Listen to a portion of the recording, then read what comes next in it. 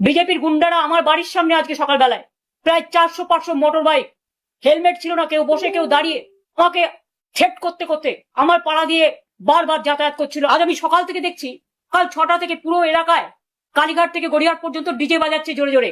অভিষেক ডিজের কথা বলেছিল, তাই তো সিআইডি ডেকে পাঠিয়েছে। আজকে ভোর 6টা থেকে কে পারমিশন দিল? এবং সারা রাস্তা জুড়ে মেয়েদের গোপনীয় পার্টস থেকে শুরু করে শরীরে আপনারা মেরেছেন, লাঠি দিয়ে, রড দিয়ে, ইট দিয়ে, আরো কিছু কিছু জিনিস দিয়ে, যেগুলো বলতে আমার লজ্জা লাগে। আমার কাছে খবর আসছিল সকাল থেকে ওই এলাকায় বিজেপি লুম্পেন দিয়ে, হালাটিয়া গুন্ডা দিয়ে পুলিশ আগে থেকেই ওদের অ্যারেঞ্জমেন্ট করে রেখে দিয়েছিল। এ পুলিশ ধর্ষণ রুখতে পারে না, নির্যাতন রুখতে পারে না। সব রাজনৈতিক দলের ওপর যে অত্যাচার চালাচ্ছে, বাংলাটা পুরো ললেসনেস হয়ে গেছে আর শুধু ধমক চমকের রাজনীতি চলছে। পুলিশ আজকে পুলিশি রাজ তৈরি করে, আমি পুলিশের এই তাণ্ডব কখনো দেখিনি। আমিও পুলিশ চালিয়ে এসেছি, প্রশাসন চালিয়ে এসেছি। আপনারা হাইকোর্টের রায় মান্য করছেন না কেন? মিছিলের মধ্যে বিজেপিকে ঢুকতে অ্যালাউ করলেন।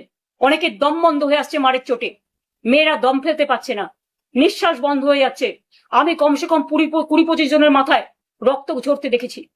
এবং যখন শুনলাম মেয়েদের আটকে বিজেপি হাজরায় পেটাচ্ছে, আমি নিজে বাড়ি থেকে বেরিয়ে যাচ্ছিলাম। আমি জাস্ট একটুখানি যাওয়ার পরে দেখছি তারা আসছে আহত অবস্থায়।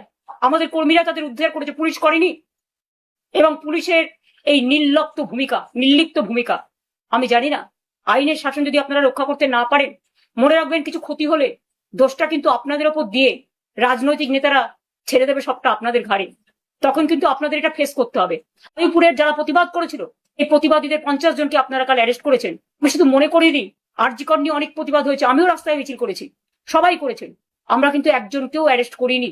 তার কারণ গণতন্ত্রের প্রতিবাদ করার, প্রতিরোধ করার ভূমিকা আছে। আপনারা ভুলে যাবেন না, আপনারা অনেকবার নবান্ন অভিযান করে অনেক ইট পাটকেল মেরেছেন।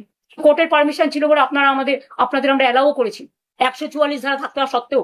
আর আজকে যেখানে মিছিল হয়েছে কোনো 144 ধারা ছিল না, এবং 3বার পুলিশ ক্যান্সেল করেছেন। তারপরেও হাইকোর্টের মাননীয় বিচারপতির আদেশেই আমরা পারমিশন পেয়েছিলাম, এবং কোর্টের পারমিশন সত্ত্বেও আপনারা কোর্টের আইনও মানছেন না। তার মানে কি মানুষ বিচার পাবে না? তার মানে কি মানুষ তার গণতান্ত্রিক অধিকার পাবে না? কেন একটা সুস্থ সমাজকে, একটা শান্তিপূর্ণ সমাজকে এভাবে অশান্ত করে তুলেছেন? অনেকদিন চুপ করে আছেন, আর চুপ করে থাকবেন না। আগুন যদি কারো বাড়িতে লাগে, সেই আগুনটা কিন্তু সবাই চারিদিকে ছড়িয়ে যায়। আর যারা বেঈমান, তাদের জন্য অত্যাচার বিজেপি আরো বাড়িয়েছে। তারা আজকে বিজেপির দোসর হয়ে গেছে। তারা বলছে আমাদের বিজেপির মুখ্যমন্ত্রী পাঠিয়েছেন। তা এত ছলনা কেন? ডাইরেক্ট হয় তৃণমূল করুন আমাদের সাথে, আর তা না হলে বিজেপির কোলে গিয়ে মনে রাখবেন যতই দুলুন, দোলাও দোলাও দোলাও আমার হৃদয় হবে না। ওটা নিষ্ঠুর, ওটা পৈশাচিক, ওটা নিজের পরিবার আর সম্পত্তি বাঁচাবার জন্য অমানবিক। এখনো সময় আছে। বিজেপির কোলে আশ্রয় না নিয়ে নিজের ঘরে ফিরে